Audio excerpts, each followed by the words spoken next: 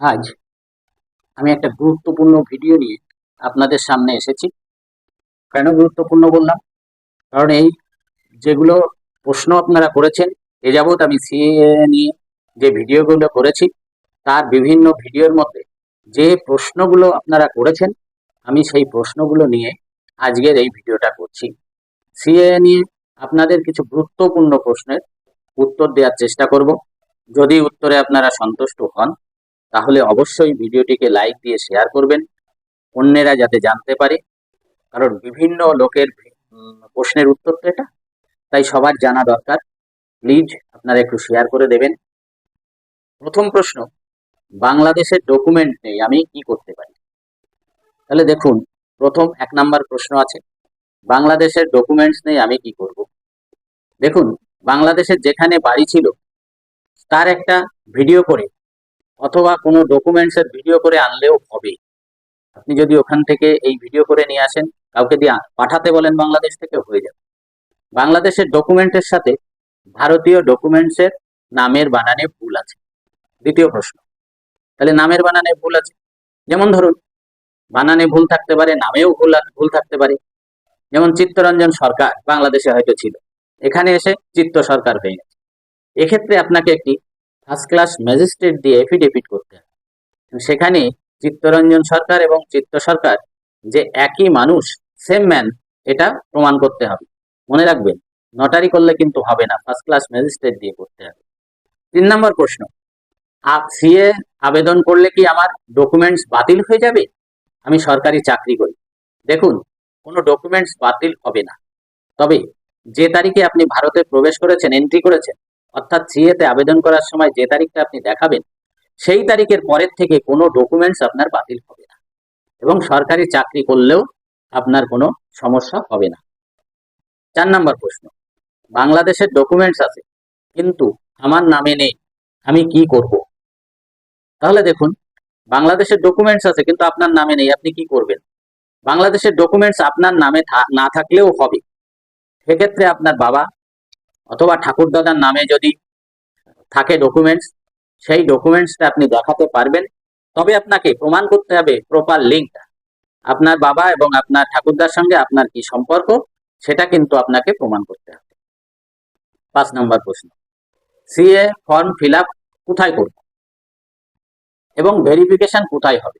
দেখুন, CA form আপনি যে কোনো ভালো সাইবার ক্যাফেতে করতে পারেন, তাতে কোনো সমস্যা নেই। যারা এই বিষয়ে পারদর্শী, এই ফর্ম ফিল আপ করার অভিজ্ঞতা আছে, তাদের কাছ থেকে ফিল আপ করাই ভালো। তাছাড়াও আপনি প্লে স্টোর থেকে সিএএ 2019 এই অ্যাপসটা ডাউনলোড করে করতে পারেন। তবে আমি বলবো সেটা আপনি করতে যাবেন না, আপনি কোনো ভালো সাইবার ক্যাফে থেকে করবেন। ভেরিফিকেশন কোথায় হবে? দেখুন, ভেরিফিকেশনটা আপনার এলাকার যে হেড পোস্ট অফিস আছে, প্রধান পোস্ট অফিস, সেখানে হবে, এবং আপনাকে ফিজিক্যালি সেখানে উপস্থিত হয়ে ভেরিফিকেশনটা করাতে হবে, সশরীরে আপনাকে সেখানে যেতে হবে। 6 নম্বর প্রশ্ন, বাংলাদেশে বাবার নামে কোনো ওয়ারিশান সার্টিফিকেটের স্ক্যান কপি হলে হবে? সেটা যদি দেখাই তবে কি হবে? হবে। কেন বলছি হবে? তার মানে এর মধ্যে মোবাইলে আপনাকে স্ক্যান কপিটা দেখাতে হবে। তবে একটা জিনিস, এই যে স্ক্যান কপিটা দেখাবেন সেটা যেন প্রমিনেন্ট হয়, অর্থাৎ আপনি যখন ভেরিফিকেশনে যাবেন তখন সেটা দেখে ভেরিফিকেটর, যিনি ভেরিফিকেশন আপনার করবেন, তিনি যেন বুঝতে পারেন। বোঝা গেল না, আবছা হলো, সেক্ষেত্রে আপনার সমস্যা হলেও হতে পারে। 2014 সালের আগে এসেছি কিন্তু কোনো ডকুমেন্টস নেই, কি করব? খুব গুরুত্বপূর্ণ প্রশ্ন, খুব মারাত্মক প্রশ্ন, যে 2014 সালে আগে এসেছি কিন্তু কোনো ডকুমেন্টস নেই, এখন আমি কি করব?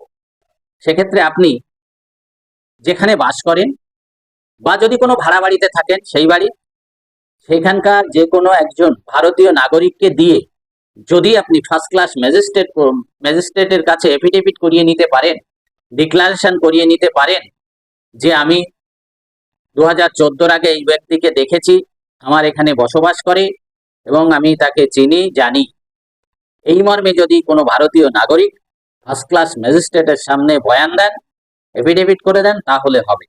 এই প্রসঙ্গক্রমে আপনাদের একটি কথা আমি বলে রাখি, যে হিন্দু বা ধর্মীয় যে সার্টিফিকেটটা আপনি নেবেন, ধর্মীয় সার্টিফিকেটটা যে জেলায় আপনি বাস করেন সেই জেলার থেকেই কারুর কাছ থেকে নেবেন, সেইটা অগ্রাধিকার পাবে। অন্য জেলার থেকে নিলে সেটা সমস্যা হলেও হতে পারে।